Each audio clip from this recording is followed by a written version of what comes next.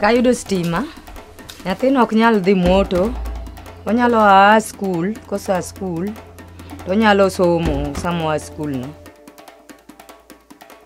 In the year 2015, there are 1 billion African citizens and 700 million without access to electricity. Yet this continent has almost an endless supply of energy. So that is Africa's energy paradox of the 21st century, but one that I think will change very quickly in the coming years. The good news from Kenya is that the energy paradox is being addressed. Kenya Power is rolling out the national grid to thousands and thousands of Kenyans. We expect to achieve 70% access by 2017 and universal access by the year 2020. Other good news are that power production in Kenya is predominantly green. Currently, the Kenya is generating 90% of its power from green sources. And power generation in Kenya is likely to remain green due to massive investments these years to unlock the country's green energy potential. The Greater Rift Valley holds huge geothermal energy resources. Geothermal is a natural resource. It is green. It's also renewable. It helps the electricity tariffs to come down. The Danish Frontier Investment Fund, with capital from among others Danish pension funds, is among the numerous investors in geothermal energy and thus contributing to adding more green and clean power to the national grid. For the Danish pension funds, it's twofold. Firstly, of course, they're expecting a return. But on top of that return, these projects are actually projects that do good in terms of reducing CO2 emissions, which has hopefully a positive effect on climate change. In the dry and remote northern part of Kenya, 365 wind turbines are being put up and will become Africa's biggest wind farm. It is simply a wind power developer's dream.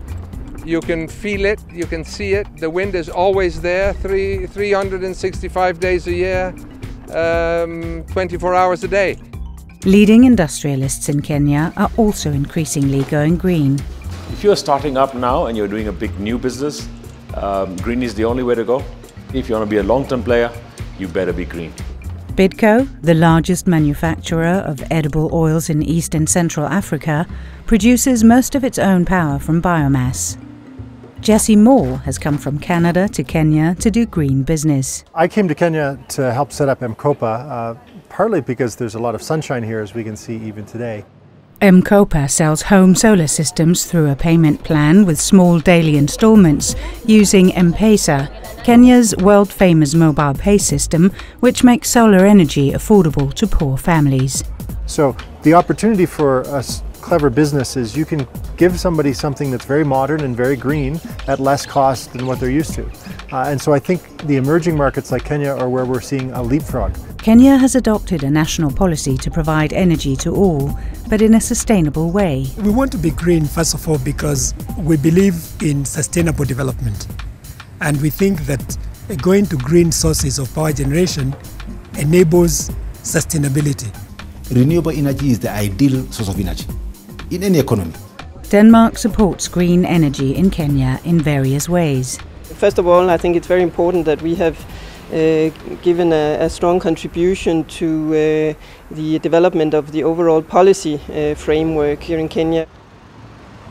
The message that we have from Denmark is that you can achieve higher growth with better use of energy, and also to grow in a way that creates employment and takes into consideration the long-term environmental effects on a country like Kenya.